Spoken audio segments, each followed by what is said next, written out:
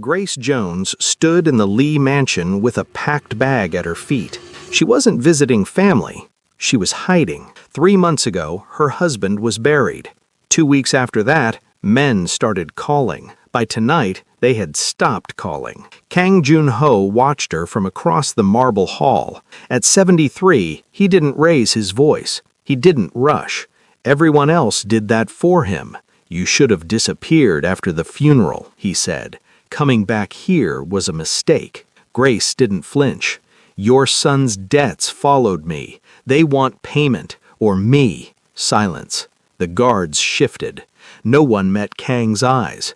Grace noticed everything: where the exits were, which guards carried real weapons, which ones were just decoration. She had learned fast. Survival demanded it. "They won't touch you," Kang said. "Not while you're under my roof." "That's not protection," Grace replied. "That's ownership."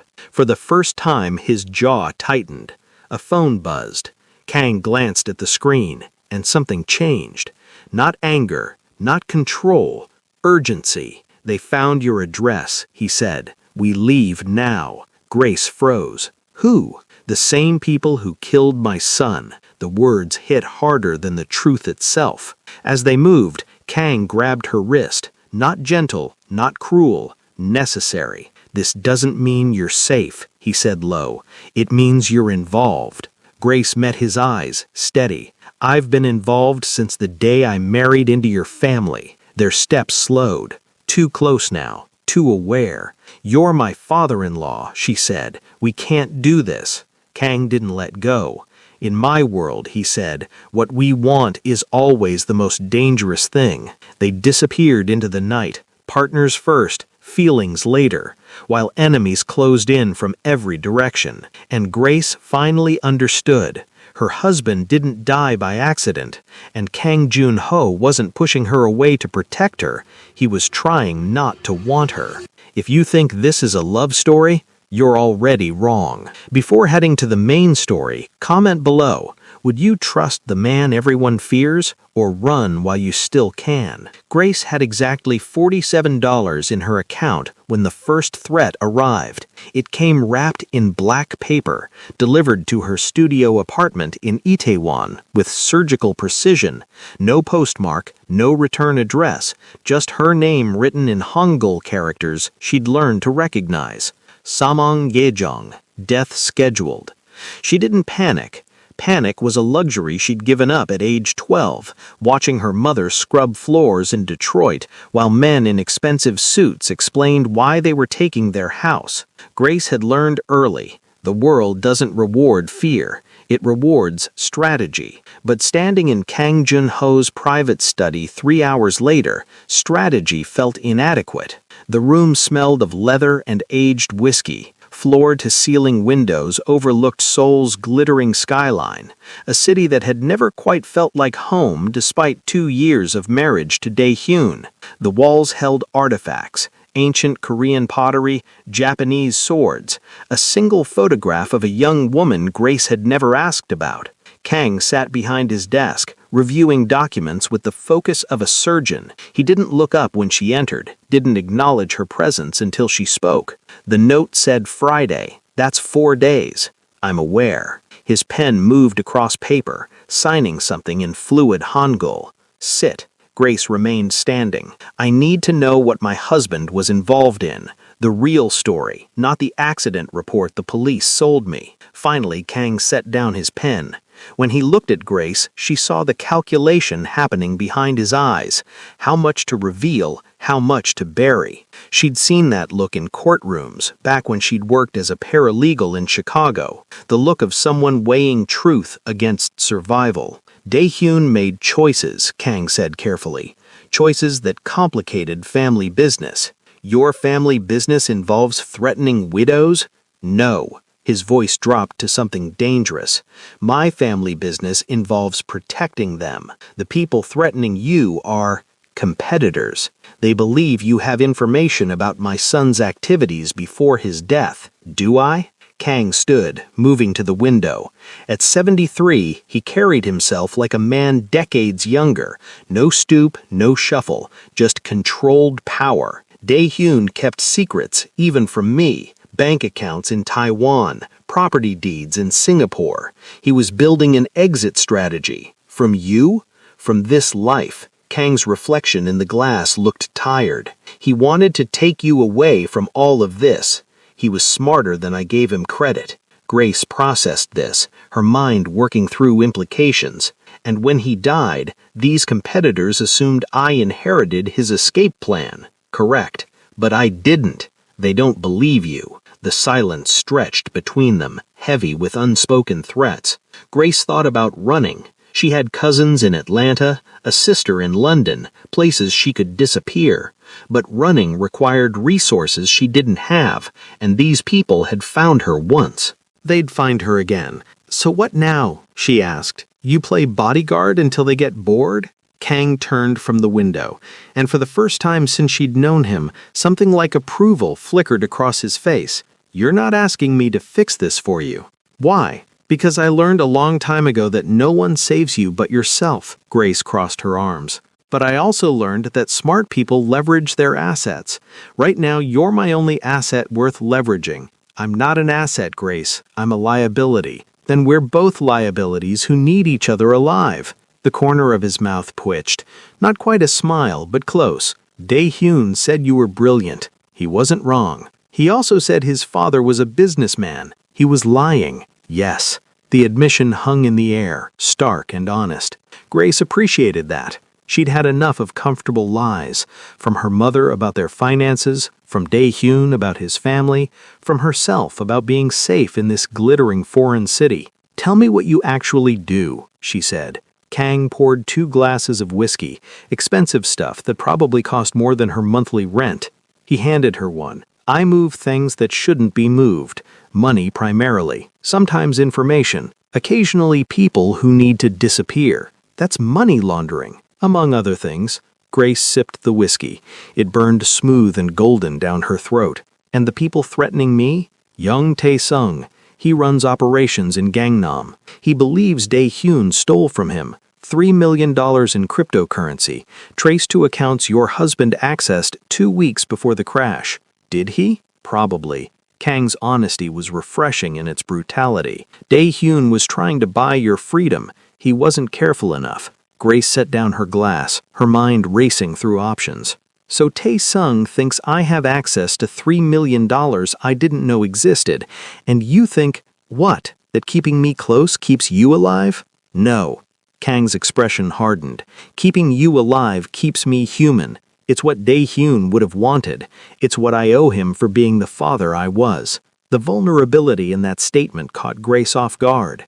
She'd expected calculation, manipulation, the cold logic of criminal pragmatism. Instead, she got something raw and real: grief, guilt, the desperate attempt at redemption from a man who'd probably never sought it before. How bad was it? She asked quietly. Your relationship with him. Kang finished his whiskey in one smooth motion. I taught him the business when he was 16.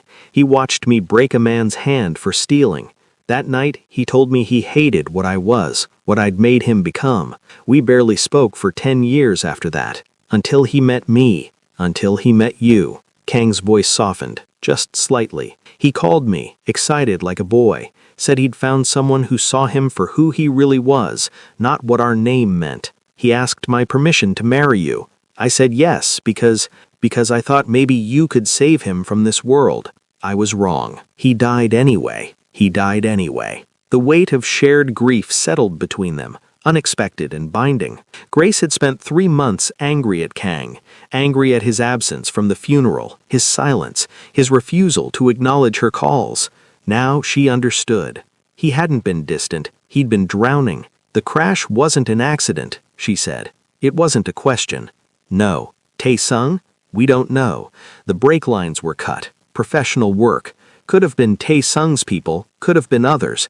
I have many enemies, Grace. My son inherited them all. Grace moved to the window, looking out at Seoul's neon sprawl. Somewhere in that city, people were planning her death with the same efficiency Kang probably used to plan his business deals. The thought should have terrified her. Instead, it clarified everything. I want to help, she said. Help how? Find who killed Dae-hyun. Get Tae-sung off our backs, whatever it takes. She turned to face him. You said I'm smart, so use me. Teach me what I need to know. Kang studied her for a long moment, his expression unreadable. This isn't a game, Grace. The people I deal with, they don't forgive mistakes. They don't show mercy.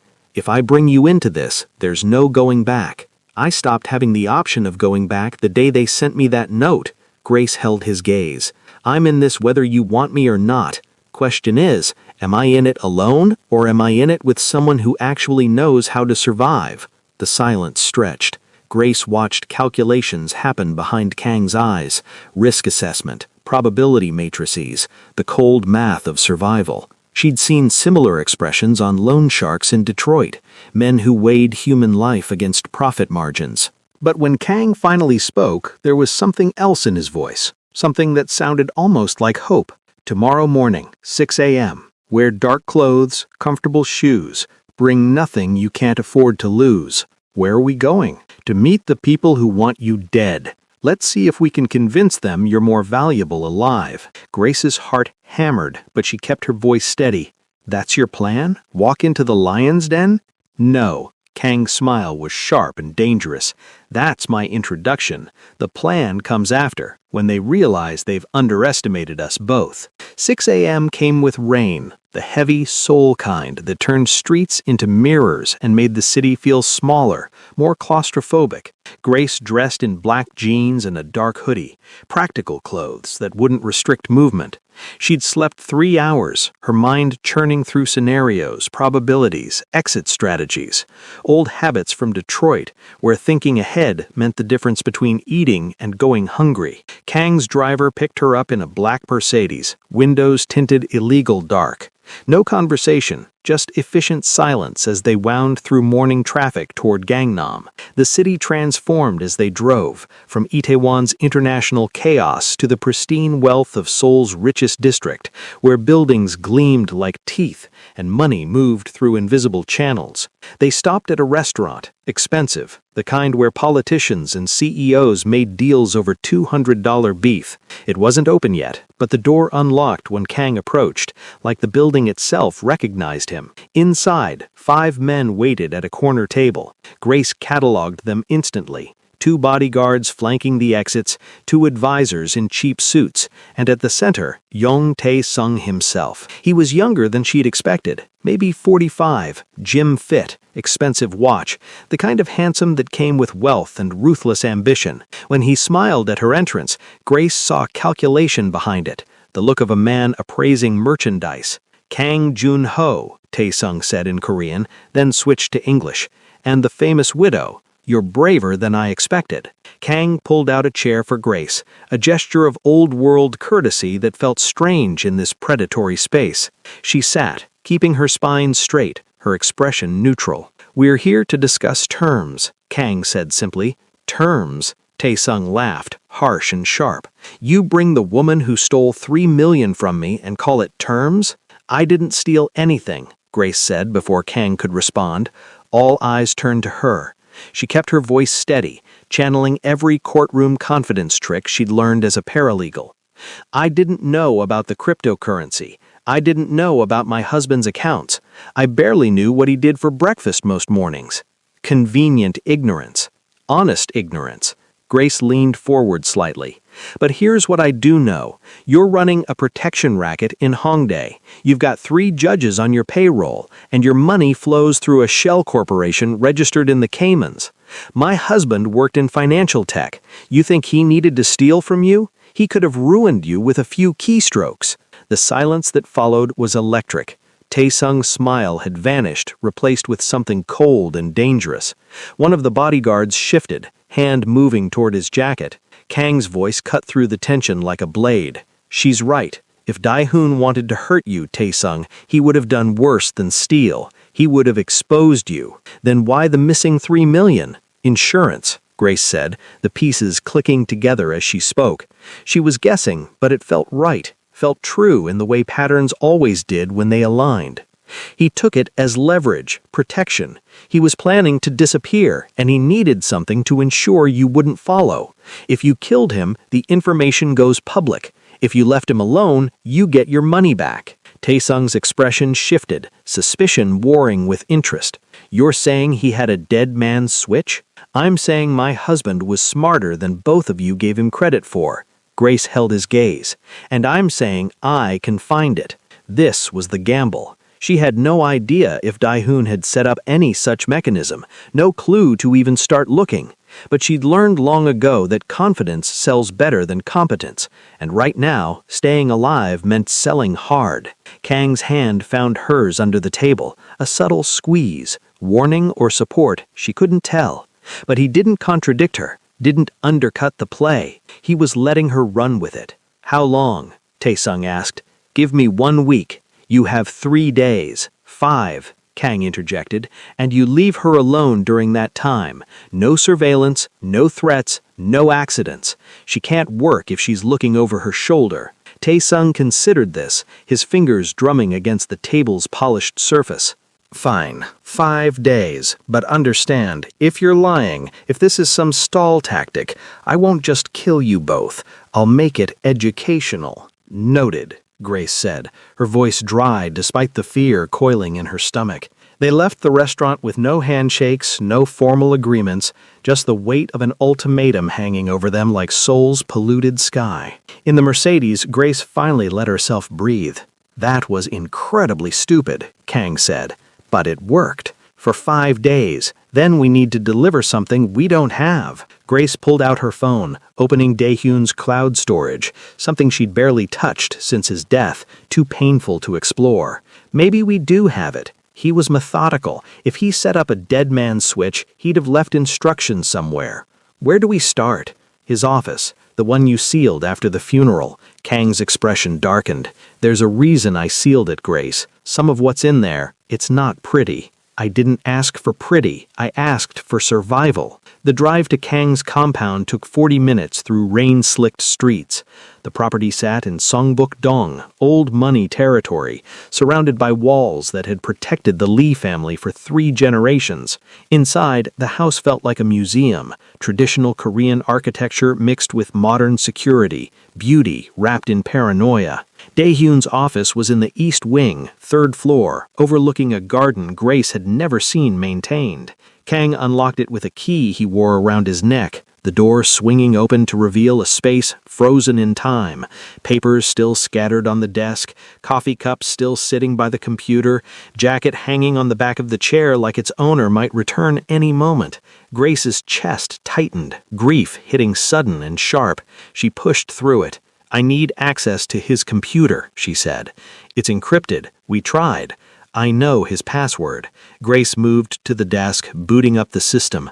When the prompt appeared, she typed, Grace and Dae-hoon forever, 0728, their wedding date. The computer unlocked. Kang exhaled slowly behind her. He loved you very much. I know, Grace's voice caught. That's why I have to do this right. She spent 3 hours combing through files, financial records, encrypted messages, folders labeled with innocuous names that hid devastating content. Kang brought her tea, then whiskey, staying silent while she worked, occasionally pointing out names or transactions that meant something in his world of shadows and blood money. Around hour 4, Grace found it.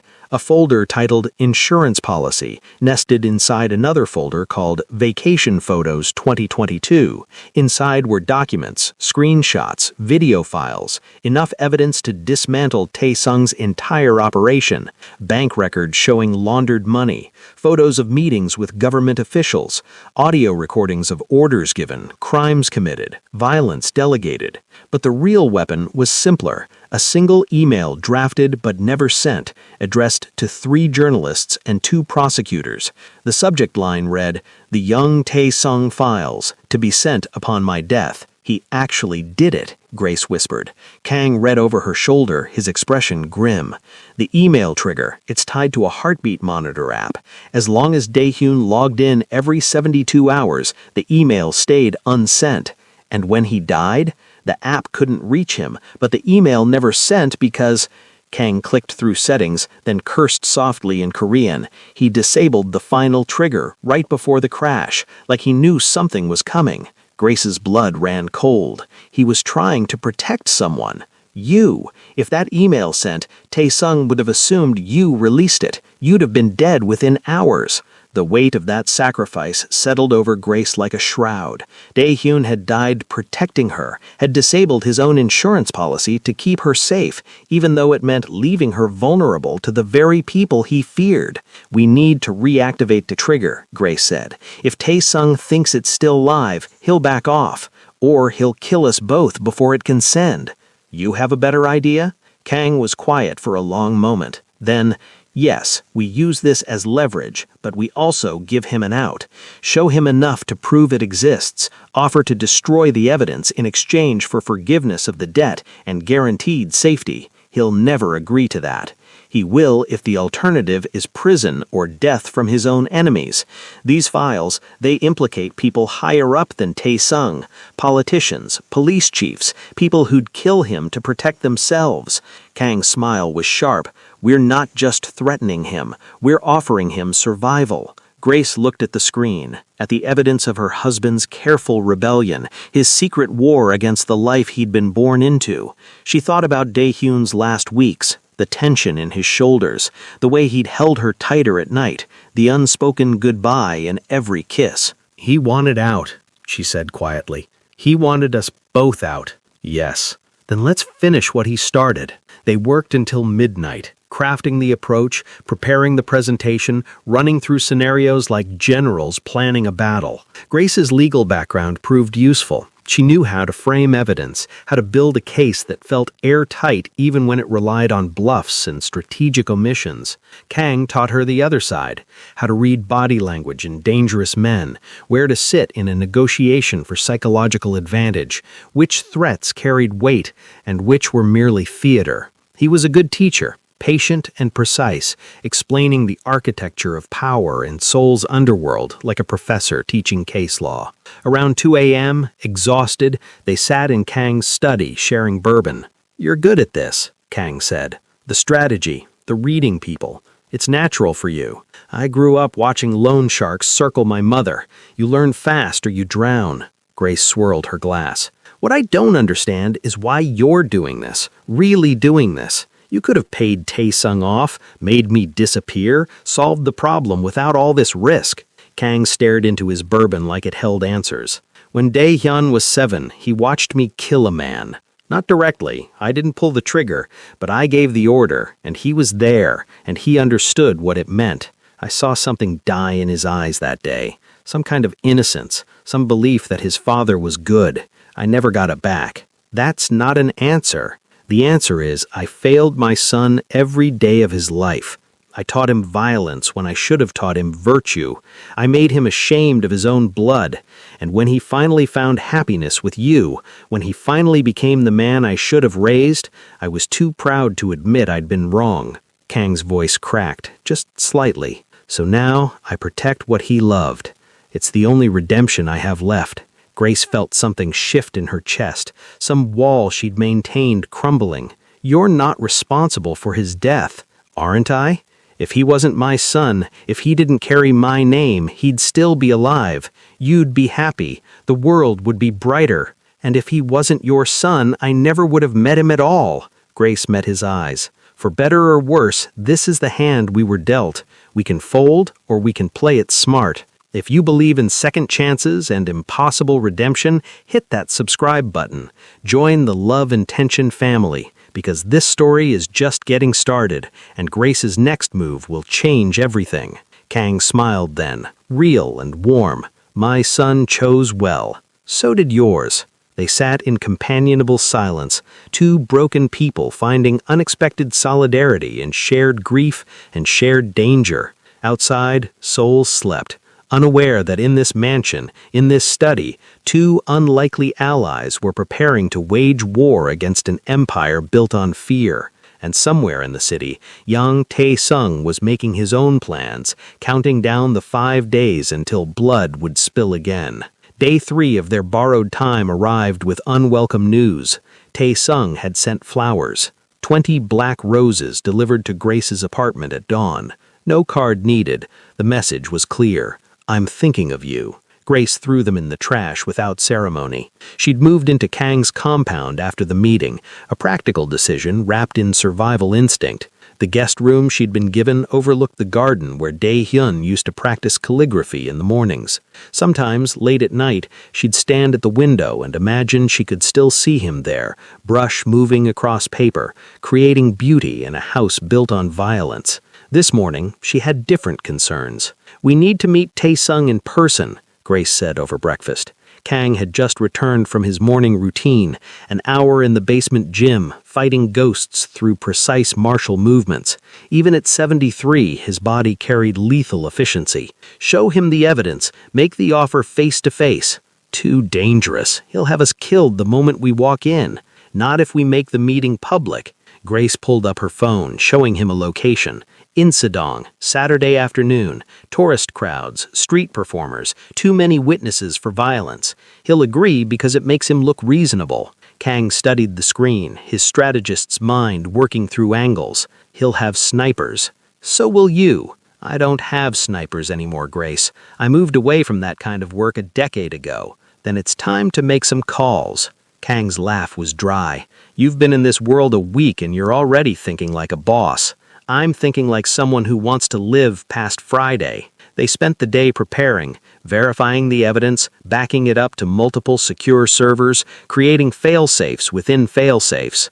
Grace worked with sharp focus, her paralegal training kicking in, every document cross-referenced, every piece of leverage cataloged and weaponized. Around 3 p.m., Kang's phone rang. He answered in Korean, his expression shifting from neutral to dangerous in seconds. When he hung up, his hands were clenched. "What?" Grace asked. "They took Hana." "Who's Hana?" "My housekeeper's daughter, 16 years old, good student, wants to be a doctor." Kang's voice was ice. "They grabbed her leaving school, sent a video to prove they have her." He showed Grace his phone. The video was brief, a terrified girl in a basement, tears streaming, begging in Korean. In the background, a man's voice, calm and cold. "5 days is too long. We want answers now." Grace's stomach twisted. "This is my fault. They took her to get to us." "No." Kang's tone brooked no argument. "This is Tae-sung's mistake. He just crossed a line he can't uncross." "What line?" "Children." Kang stood, moving to his safe, pulling out a phone Grace had never seen. Older model, burner, the kind you use once, then destroy. He dialed a number, spoke rapid Korean, hung up. "I made a promise after Dae-hyun died. No more violence, no more blood on my hands. I was done. And now?" His smile was terrible. "Now I'm going to remind Seoul why they used to fear the name Kang Jun-ho." What happened next was education in controlled brutality. Kang made 5 calls. Within 2 hours, people began arriving at the compound, not the loud, obvious muscle Grace expected, but quiet professionals. An elderly woman who spoke in whispers and carried a laptop. A thin man with scarred hands and empty eyes. A brother-sister pair who moved like synchronized dancers. Each one greeted Kang with deep respect, the kind earned through blood and loyalty. They gathered in the study, spreading maps across the table, not of Seoul's streets, but of its hidden architecture. Smuggling tunnels under Gangnam, safe houses in Mapo, the personal habits of young Tae-sung's key lieutenants, their schedules, their weaknesses, their sins. "Hana's being held here," the elderly woman said, pointing to a location in Songsu-dong. "Warehouse district, mostly abandoned. 3 guards, 1 vehicle, minimal security because they think we don't know." "They're wrong," Kang said simply. Grace watched the planning unfold with strange fascination. This wasn't the explosive action of movies, no dramatic speeches or bravado, just cold, efficient problem-solving by people who'd spent lifetimes in shadows. They spoke in shorthand, referencing past operations, old strategies, the shared language of violence. "I want to help," Grace said. Every head turned toward her. The thin man with scarred hands smiled, not kindly. "This isn't TV, girl," he said in English. "You'd be a liability. I speak Korean well enough to pass. I know the streets from living here. And I'm the one person they won't expect." Grace held Kang's gaze. "Use me properly. I'm an asset. Leave me behind. I'm a weakness someone can exploit later. The silence stretched. The elderly woman, Grace learned her name was Yoon, studied her with calculating eyes. She's right, Yoon said finally. They've seen Kang. They know his people. Fresh face might slip through cracks. Absolutely not, Kang said. I'm not putting her in danger. I'm already in danger, Grace countered. Have been since Dae-hyun died. Difference is, this time I can do something about it. The argument went 3 rounds, Grace pushing, Kang resisting, the others watching like spectators at a tennis match. Finally, Kang relented, not because he agreed, Grace realized, but because she'd made it clear she'd find a way to help regardless, and at least this way he could control the variables. Her role was simple, distraction. While Kang's team moved on the warehouse from 3 angles, Grace would approach from the front, playing lost tourist, drawing attention at the critical moment. She'd have a tracking device, a panic button, and explicit instructions. The second things went wrong, she ran. They moved at 11 p.m., Seoul's night crowd providing cover. Grace wore a bright jacket over dark clothes, tourist camouflage that would drop away when needed. Her heart hammered as they approached Songsu-dong, the old industrial district with its hip cafes hiding among rusting warehouses. The Target building sat at the end of a quiet street, graffitied walls and broken windows, the kind of place the city had forgotten. 2 guards smoked outside, bored and careless. Inside, thermal imaging showed 4 heat signatures, 3 adults, 1 smaller form that had to be Hana. Grace approached at midnight, playing drunk, stumbling in her bright jacket, calling out in English and broken Korean, excuse me, I'm lost, where's Gangnam Station?" The guard straightened, hands moving to weapons.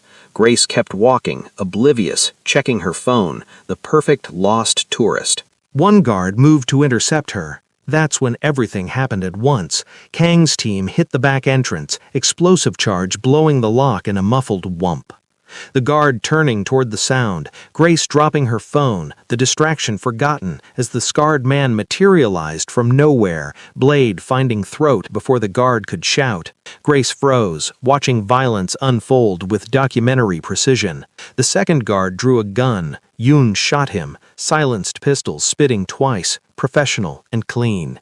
Inside the warehouse, shouts, gunfire, the chaos of controlled assault. Kang appeared at Grace's elbow, gripping her arm. Move, now. They ran for the building, Grace shedding her bright jacket, following Kang through the shattered back entrance into darkness pierced by muzzle flashes. The smell hit her first, rust and piss and fear, the architecture of human cruelty.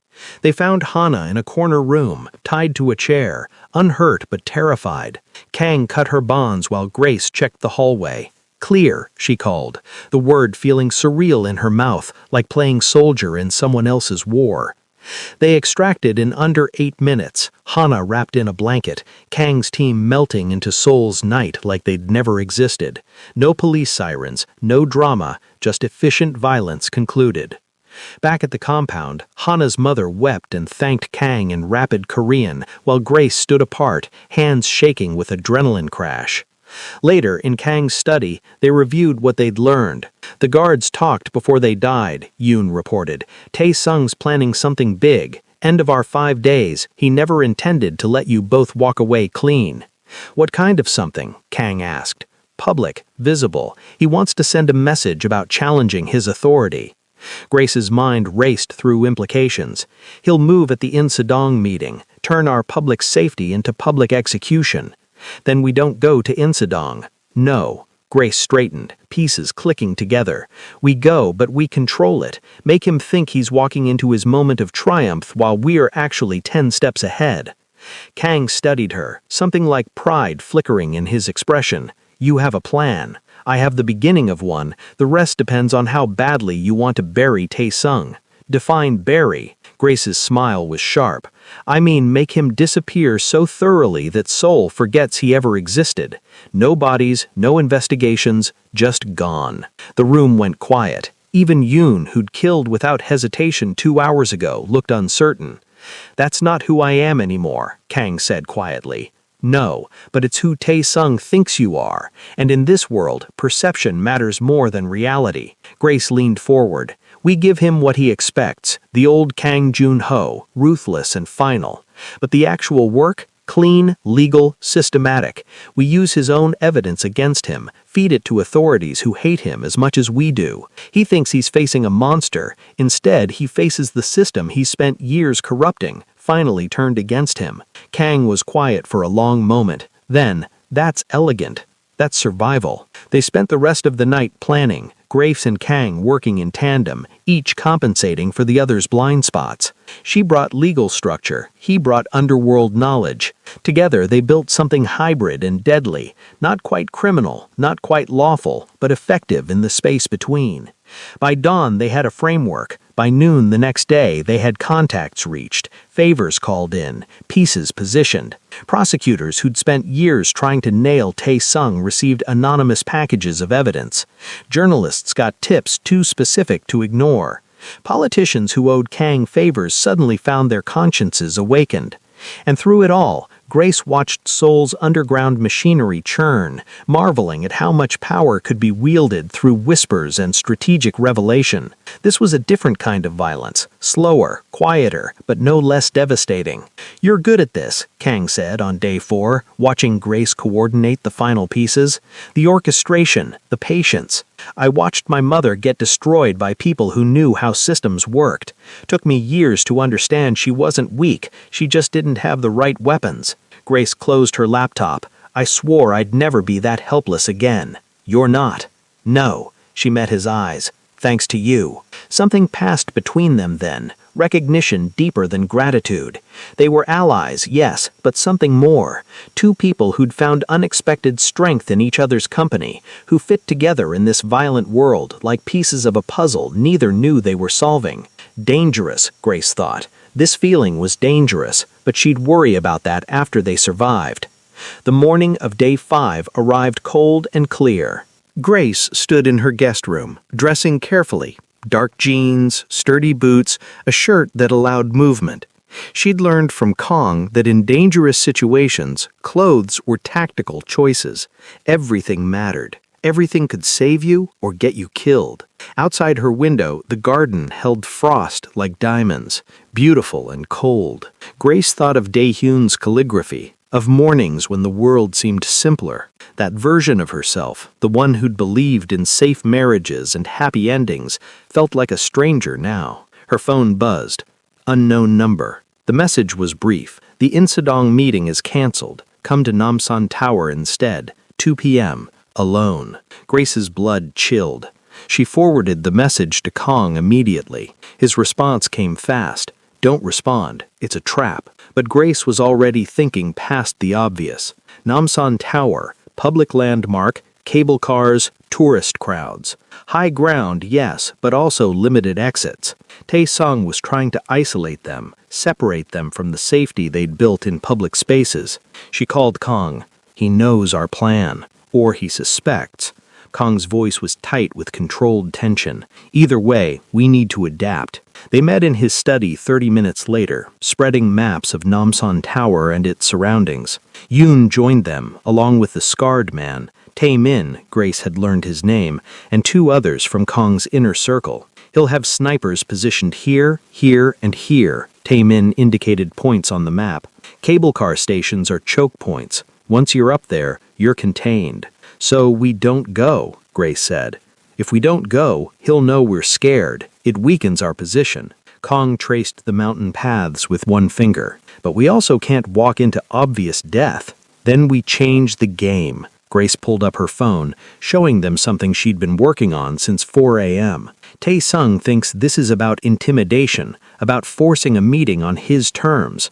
What if we turn it into theater? What she proposed was audacious. Instead of hiding, they'd live stream the entire meeting. Social media, multiple platforms, thousands of witnesses in real time. Grace would wear a hidden camera. Kong would have audio backup. Every word, every threat, every moment would be captured and broadcast. "He'll never agree to it," Yoon said. "He won't know until it's too late. I start the stream on the way up.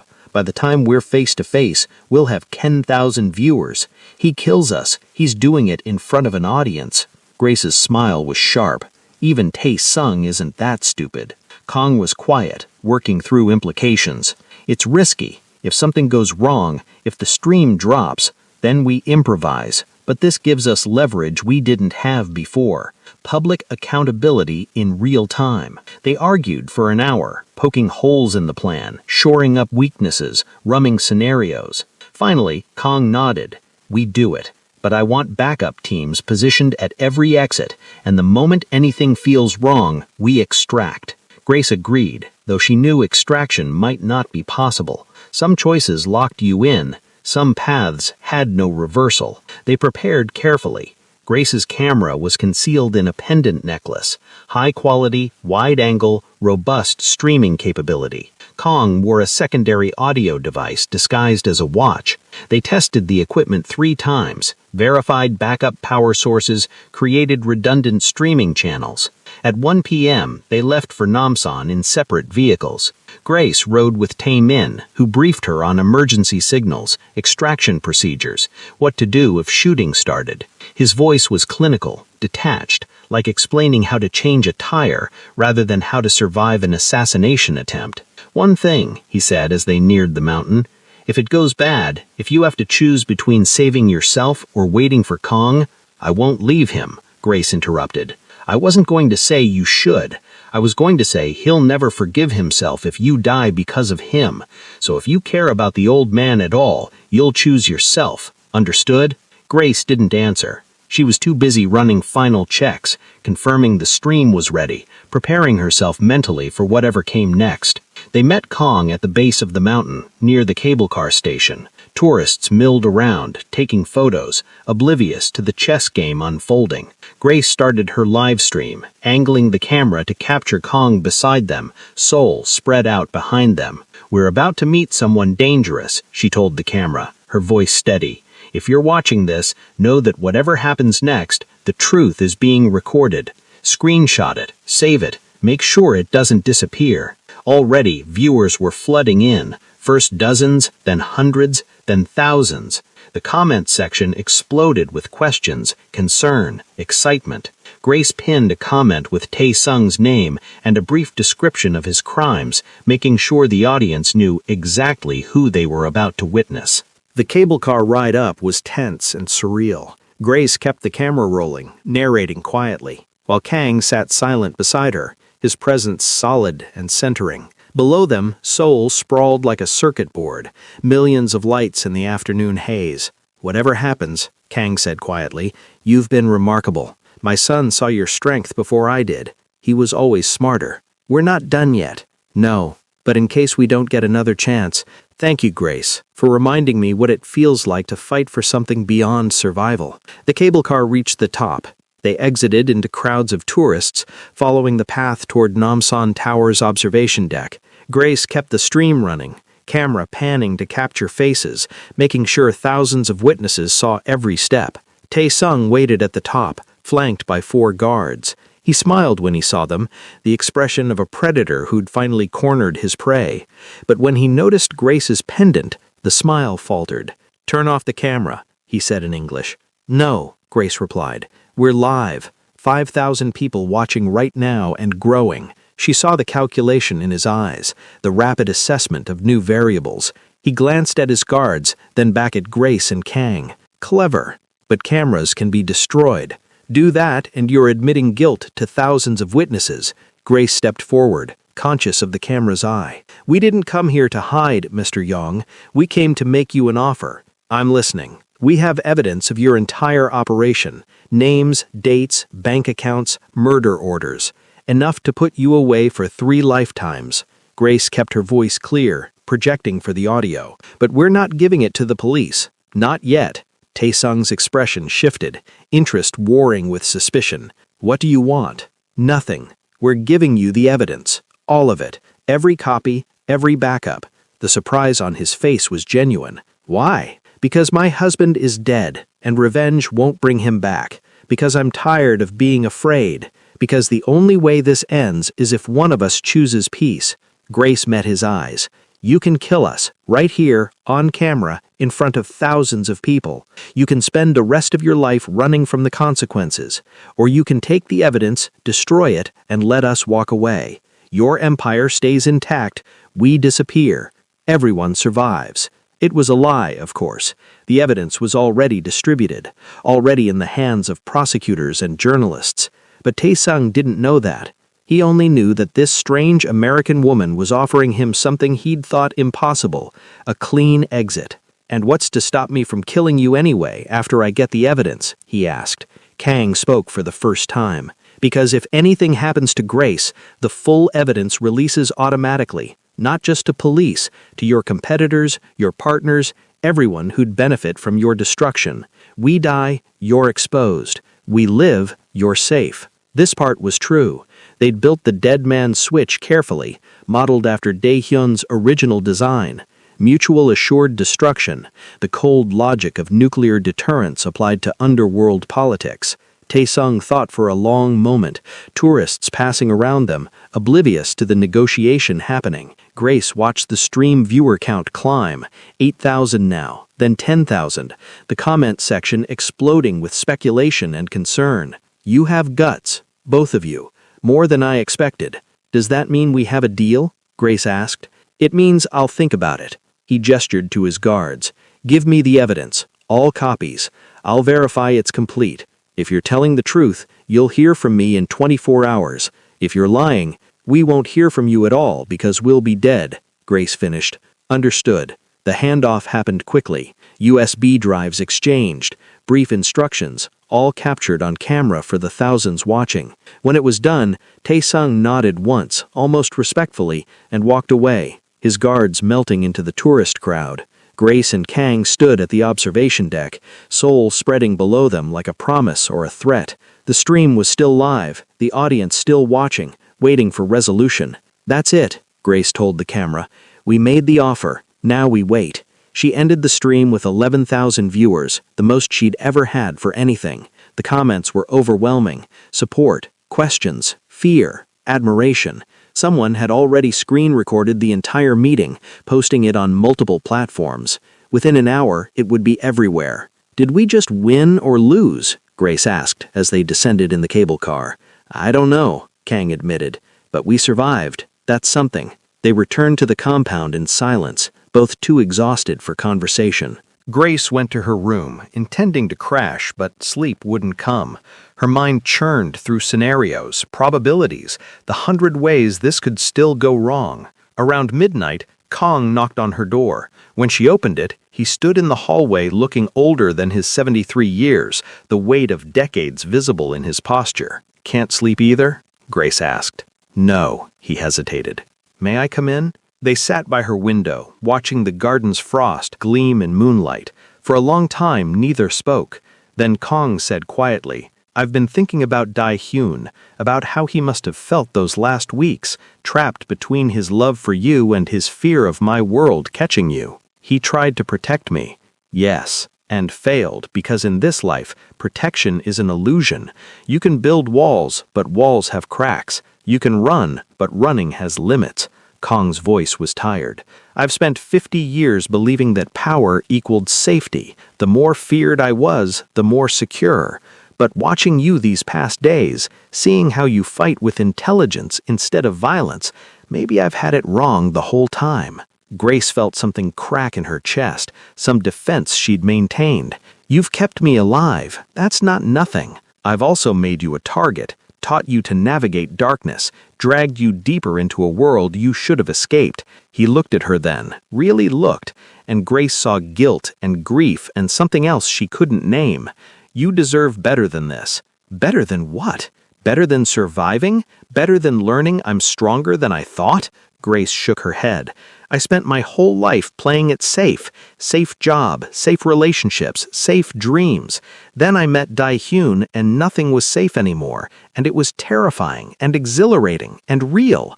I don't want to go back to safe. Safe is just another word for half alive. Even if it kills you? Even then." They sat with that truth, the reckless honesty of it hanging between them. Outside, Seoul hummed with nighttime energy, millions of lives intersecting in darkness. Kong's hand found hers, rough and warm. "You remind me why I used to believe the world was worth saving." Grace's heart stuttered.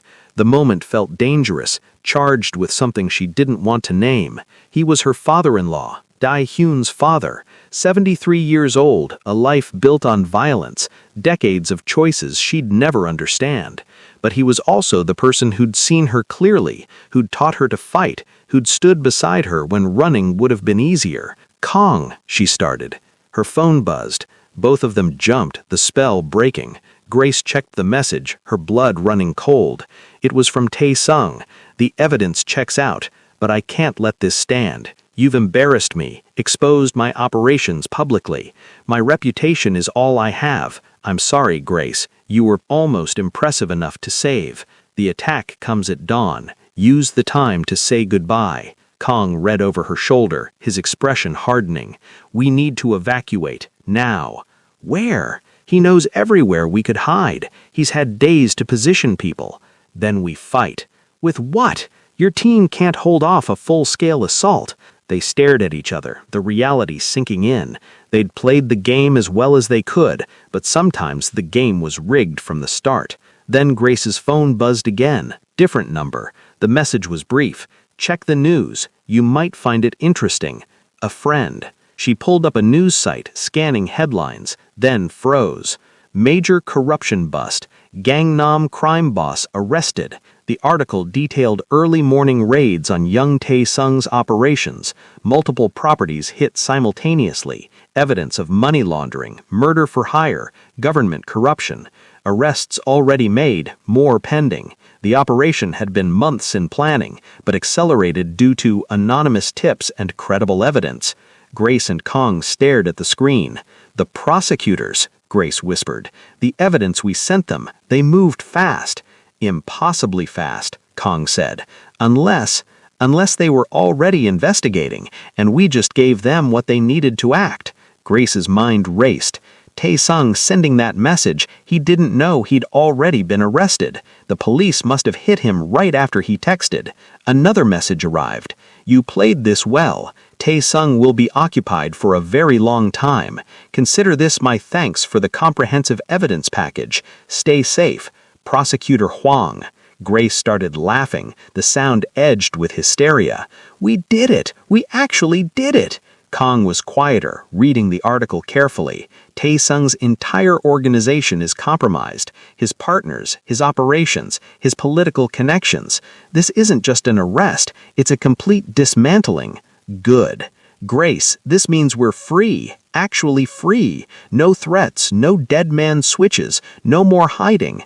The weight of that hit her slowly. Free. The word felt foreign, impossible. She'd spent so long in survival mode that peace felt like a lie, like something that would be ripped away any moment. But Kang was smiling, real and true, and Grace found herself smiling back. Tears on her cheeks she hadn't felt arrive. They'd done it. Against probability, against experience, against every expectation, they'd survived. The days after Tae-sung's arrest passed in strange quiet. Grace found herself adrift, the adrenaline crash leaving her hollow and exhausted. She stayed in Kang's compound, neither of them quite ready to separate, both processing what survival actually meant.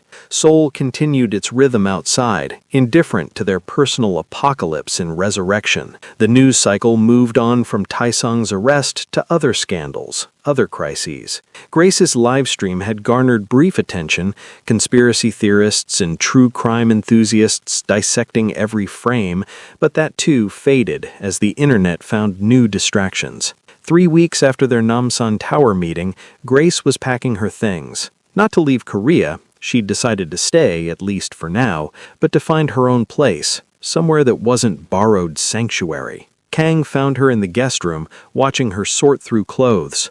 "You don't have to go," he said. "I can't hide here forever." "It's not hiding, it's..." He paused, searching for words.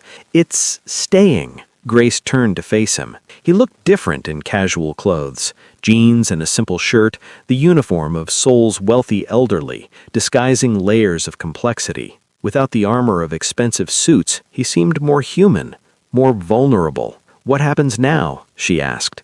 "For you, I mean. Tae-sung's gone, but that doesn't erase 50 years of history." "I've been thinking about that." Kang moved to the window, the same view of the garden where Dae-hyun used to practice calligraphy. I could retire properly this time, sell my holdings, liquidate assets, fade away. Or I could try something different, use what I built for something that doesn't leave blood on everything I touch. Like what? The community center Dae-hyun always wanted me to fund. Programs for kids who grow up like I did, like you did. Poor, forgotten, angry at systems that don't care. Give them options beyond crime or desperation. He glanced at her. I need help. Someone who understands both worlds, who can bridge them. Grace's heart kicked. You're offering me a job? I'm offering you a partnership, if you want it. The silence stretched between them, heavy with unspoken possibilities. Grace thought about what accepting would mean. Staying in Seoul, staying in Kang's orbit, building something from the ruins of violence and grief. I'll think about it, she said finally. That night, sleep eluded her again. Grace found herself in the garden at 2 a.m., frost crunching under her feet, breath misting in cold air. She'd brought Dae-hyun's calligraphy supplies, found stored in a closet, and set them on the stone table where he used to work. She'd never learned the art, but she tried anyway, brush moving awkwardly across paper, creating characters she barely understood. It felt like prayer, like conversation with ghosts. You're holding the brush wrong. Grace jumped. Kang stood at the garden entrance, wrapped in a heavy coat, looking amused. It's 2 a.m. What are you doing awake? Same thing as you, avoiding sleep because dreams are complicated. He moved closer, examining her work. Here, like this. He adjusted her grip, his hand warm over hers, guiding the brush through proper strokes. Grace held still, hyper-aware of his presence, the way they fit together in this quiet moment. What does it mean? She asked, looking at the characters they'd created together. Strength in adversity. Dae-hyun used to practice it constantly. Kang's voice was soft. I think he was reminding himself what he came from, what he'd survived. Like his father. Like his father. They stood together in the frozen garden, two people bound by grief and danger, and something neither would name. Finally, Kang spoke, his words careful. There's something I need to tell you about Dae-hyun's accident. Grace's blood chilled. What about it? I know who cut the brake lines. One of Taesung's investigators found evidence during the arrest, video footage from a parking garage showing one of my old enemies, a man named Park Il-sung. He was sending a message, trying to draw me out of retirement by hurting my family. And you didn't tell me? I wanted to be sure, and I wanted to handle it quietly. Kang met her eyes. He's dead now. Car accident 3 days ago. Very tragic. Very thorough. Grace should have been shocked, should have condemned the violence, the vigilante justice. Instead, she felt only grim satisfaction. Good. Grace. No, don't apologize. Don't explain. He killed Dae-hyun. You avenged him. That's justice in the only language these people understand. She turned to face him fully. I'm not the person I was 3 months ago. The woman who believed in courts and laws and fair trials. That woman died with my husband. I'm someone different now. Someone harder. Someone real. Kang's expression was unreadable. I've corrupted you. No, you've revealed me. There's a difference. Grace stepped closer. I spent my whole life pretending to be soft, civilized, safe, but I grew up watching my mother get crushed by systems that don't care. I know how the world actually works.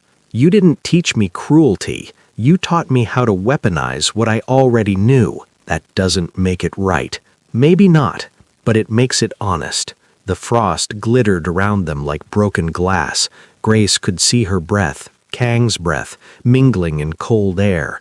The moment felt suspended, crystalline, like they were the only two people in Seoul's sprawling darkness. I should go back inside, Kang said, but he didn't move. Neither did Grace. Do you know why Dae-hyun and I worked? She asked quietly. It wasn't because we were similar. We weren't. He was gentle. I was pragmatic. He believed in redemption. I believed in survival. But we fit because we saw each other clearly. No illusions, no pretending, just truth, even when it hurt. What's your point? My point is I see you clearly too. The violence, the guilt, the desperate attempt at redemption through me, and I'm not afraid of it. I'm not disgusted or horrified. I understand it because I've felt it too.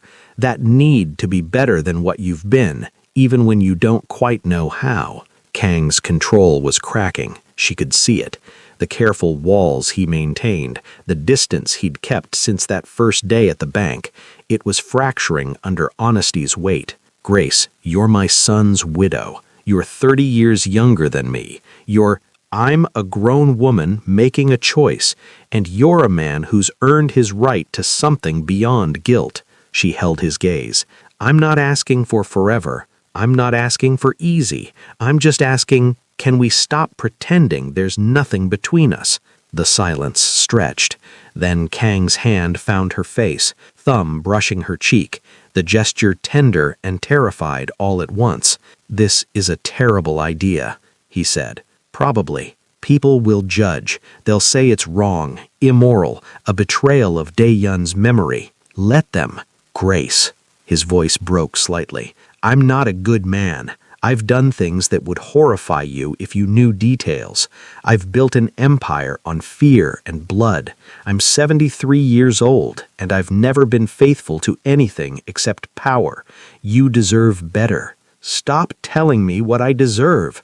I'm standing right here, making my own choice, with full knowledge of who you are. Grace's voice was steady, certain. You're my father-in-law. This breaks every rule, but we've broken worse rules to survive, and I'm tired of pretending survival is the only thing that matters. Something shifted in Kang's expression, the last wall coming down, the final defense collapsing. If we do this, if we cross this line, there's no going back, not to normal, not to safe, not to any version of our lives that makes sense. Good. I'm done with sense. He kissed her then, fierce and desperate, 50 years of control shattering against 3 months of shared danger and grief. Grace kissed back, pouring into it everything she couldn't say, the fear, the gratitude, the strange, twisted bond they'd forged in blood and trust. When they broke apart, both breathing hard, Grace saw tears on Kang's face. Dae-Yun would hate this, he said quietly. Maybe. Or maybe he'd understand that love doesn't follow rules, and healing happens in strange ways. Grace touched his face. We can't change the past. We can't bring him back. All we can do is choose how we survive what's left. Is that what this is? Survival? No. Grace smiled, sad and true. This is living. There's a difference. They stood in the frozen garden, two broken people finding unexpected wholeness in each other's damage. Souls sprawled around them, indifferent and eternal, while they rewrote their own futures with choices that would scandalize anyone who knew the truth. So what now? Kang asked. Now we go inside before we freeze, and tomorrow we start building that community center you talked about. We turn your blood money into something clean. Grace laced her fingers through his, and we stop apologizing for finding comfort in each other. We've earned the right to be selfish about this one thing. Kang nodded, something like peace settling over his features. Partners, then, in every sense. Partners. They walked back to the house together, leaving footprints in frost that would melt by morning. Behind them, the garden held its secrets. Dae-Yun's memory, their forbidden choice, the strange alchemy that had transformed grief into something almost like hope. Inside, warmth enveloped them. Kang poured whiskey while Grace started a fire in his study's fireplace. They sat together reviewing plans for the community center, conversation shifting between business strategy and comfortable silence, the ease of two people who'd seen each other's worst and chosen to stay anyway. Around 4 a.m., exhausted, Grace started to stand. Stay, Kang said quietly. Here? Here. We've spent enough nights alone with our ghosts. Time to try something different. Grace settled back beside him, her head finding his shoulder with surprising naturalness. His arm came around her, secure and solid, and for the first time since Dae-Hyun's death, she felt genuinely safe. This is going to be complicated, she murmured. Yes. People are going to judge? Yes. We might regret it? Probably. But right now, in this moment, it feels right. Yes. They fell asleep like that, tangled together in Kang's study, frost melting in the garden outside, soul waking to a new day that had no idea how thoroughly two lives had shifted overnight. When Grace woke, sunlight was streaming through windows, and Kang was watching her with an expression she couldn't quite read. "What?" she asked. "Just thinking how strange life is. 3 months ago, I was ready to die quietly, having failed my son in every way that mattered. Now I'm here, with you, planning futures I never thought I'd see." He brushed hair from her face. "You've given me something I thought I'd lost forever." "What's that?" "A reason to be better than I've been." Grace smiled, then kissed him again, slower this time, less desperate. This kiss tasted like morning coffee and possibility, like bridges burned and new paths forward. "We should probably talk about boundaries," she said when they broke apart. "Ground rules, expectations, how public we are about this. Or we could just see what happens, let it unfold naturally." "That's very unlike you. You're Mr. Strategy, Mr. 10 steps ahead." "Maybe you're teaching me something too." Kang stood, offering his hand. "Come on, let's get breakfast and start planning this community center properly. If we're going to scandalize Seoul society, we might as well do something worthwhile at the same time." They spent the day working, falling into easy collaboration. Grace's legal background and Kang's business acumen meshed surprisingly well. By evening, they had a framework, location identified, budget allocated, programming outlined. They'd hire people from the community, fund education initiatives, create alternatives for kids who might otherwise end up in lives like Kang's had been. It was ambitious, maybe impossible, but they'd survived worse odds. A week later, they held the first meeting with potential partners, local activists, educators, former gang members turned community advocates. Grace watched Kang navigate the room, saw how people responded to his careful honesty about his past. He didn't hide what he'd been. Instead, he used it as credential, proof that change was possible even after decades of wrong choices. "Mr. Kang," one young activist said, "why should we trust you? You've caused massive harm in this city." "You shouldn't trust me," Kang replied simply. "You should watch what I do, hold me accountable, and make sure I can't corrupt this project even if I wanted to. Grace here will be the public face, the actual operator. I'm just funding and strategic support. If I step wrong, she'll be the first to call it out." The activist looked at Grace. "Is that true?" "Completely," Grace said. "I'm not here to redeem anyone. I'm here to build something that helps people who need it. Kang's money makes that possible, but the work itself, that's going to be clean, transparent, and accountable. Anyone who tries to undermine that, including him, gets removed. No exceptions." Respect flickered across faces. The meeting continued, productive and promising. By the end, they had commitments, volunteers, momentum. Walking back to Kang's car afterward, Grace felt something unfamiliar. Optimism. "We might actually pull this off." "We will pull this off," Kang said. He opened her door. "Because you don't do anything halfway." They drove through Seoul's evening traffic, comfortable silence between them. Grace watched the city lights, thinking about how much had changed in 3 months. She'd come to this country as Dae-hyun's widow, lost and grieving. Now she was something else. Partner, operator, survivor, lover, each complex and controversial, but authentically hers. "What are you thinking?" Kang asked. "That I'm exactly where I'm supposed to be, even though it makes no sense. Life rarely makes sense, it just happens, and we adapt or break. Which are we doing?" Kang's smile was soft. "I think we're doing both. Breaking our old selves to adapt into something new." They reached the compound as stars emerged in Seoul's light-polluted sky. Inside, the house felt different now. Not borrowed sanctuary, but home. They cooked dinner together, arguing playfully about seasoning, dancing around each other in the kitchen with the ease of people learning to be happy. Later, in Kang's study, they reviewed final details for the community center launch. "We need a name," Grace said. "Something that represents what we're building." "What about the bridge?" Kang suggested. "It connects past and future, different worlds, broken people to new possibilities." Grace considered this, then nodded. The Bridge Community Center. I like it.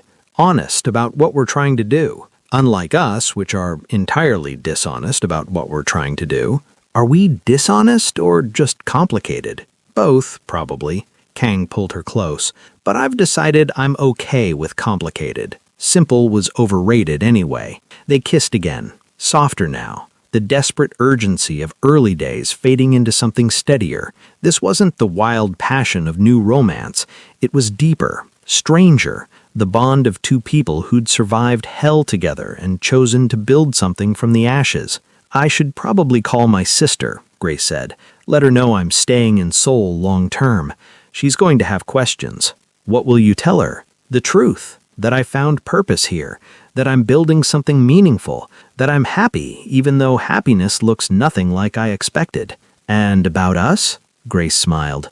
I'll tell her I'm seeing someone. When she inevitably asks who, I'll say it's complicated. Which is true. Very diplomatic. I learned from the best. They spent the rest of the evening planning, working, occasionally kissing, occasionally just sitting in comfortable silence. Outside, Seoul hummed with its endless energy, millions of stories unfolding simultaneously, most of them simpler than theirs, but no less real. Around midnight, Kang's phone buzzed. He checked it, then showed Grace the message. It was from Prosecutor Huang. Thought you'd want to know. Tae-sung's trial starts next month. Looks like he's cooperating, giving up bigger players to reduce his sentence. Your evidence was the key that broke everything open. Well done. Grace felt satisfaction wash through her. Dae-hyun would be proud. We finished what he started. We did more than that. We built something new from what he left behind. Kang set down his phone. That's the best honor we can give him. Do you think he'd forgive us for this? Grace gestured between them, meaning the relationship they'd built from grief and danger. Kang was quiet for a long moment.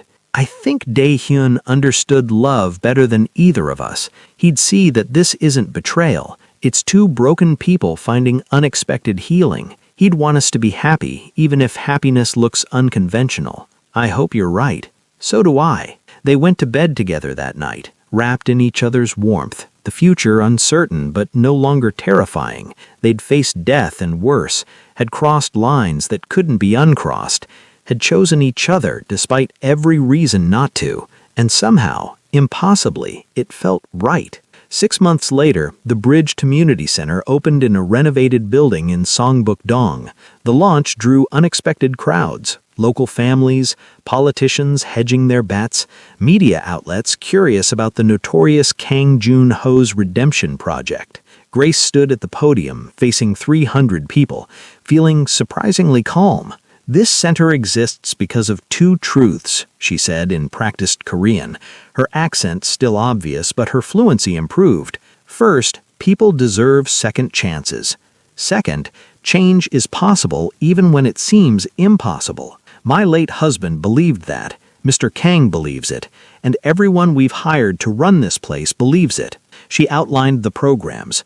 After-school tutoring, job training, mental health services, legal aid for those who couldn't afford it, everything designed to give people options, pathways out of desperation and into dignity. Kang sat in the front row, pride evident on his face. Beside him sat Yoon and Tae-min, his old crew now volunteering as security and mentors. Violence redeployed towards protection, blood money turned towards healing. After the speeches, people toured the facility. Grace watched families explore classrooms, saw kids light up at the computer lab, noticed elderly residents examining the community space with cautious hope. This was real. This was working. You did well, Kang said, finding her in a quiet hallway. The speech, the execution, all of it. We did well, Grace corrected. This is ours. Yes, ours. They stood together, watching through a window as Seoul's evening light painted the city gold. 6 months ago, they were strangers united only by grief and survival. Now they were partners in every sense. Business, purpose, heart. What comes next? Grace asked. More centers, other cities. We scale this until it's not just one building, but a movement. Kang's voice held determination. We can't fix everything, can't undo the past, but we can build futures for people who might otherwise have none. Ambitious. We've earned the right to be ambitious. Grace smiled, leaning into him. Through the window, she saw families leaving the center, faces lighter than when they'd arrived. Small victories. Incremental change. The opposite of dramatic violence, but no less powerful. Her phone buzzed. Message from her sister in London. Saw the news about your community center. Mom would be proud. I'm proud. When do I get to meet this mysterious someone you keep mentioning? Grace typed back, soon, I promise. It's complicated, but good. Everything okay? Kang asked. Yeah, just family checking in. Grace pocketed her phone. You ready for the dinner? All the major donors want FaceTime. As ready as I'll ever be. You? I've faced worse than rich people wanting acknowledgement. They laughed, the sound easy and real. Then they walked back toward the main hall together, two people who'd found unexpected wholeness in shared damage, ready to charm donors and build futures, and navigate the beautiful, complicated mess they'd chosen. Behind them, through the center's windows, Seoul glittered like promise. Somewhere in that sprawling city, people were making choices, good and bad, simple and complex, safe and dangerous. Grace and Kang had made their choice too, and despite its controversy, despite its complications, it felt true. They'd earned this bond through fire and blood, through grief and survival, through choosing each other when logic said to run. It wasn't a fairy tale, it was something better. Real, raw, forged in consequence, and sealed in mutual recognition of damage and hope. And as they entered the hall full of donors and well-wishers, hands brushing briefly in secret solidarity, both knew they'd do it all again. Every dangerous choice, every crossed line, every moment that brought them here. Because some bonds can't be explained or justified, they can only be earned. And this one was theirs. The end.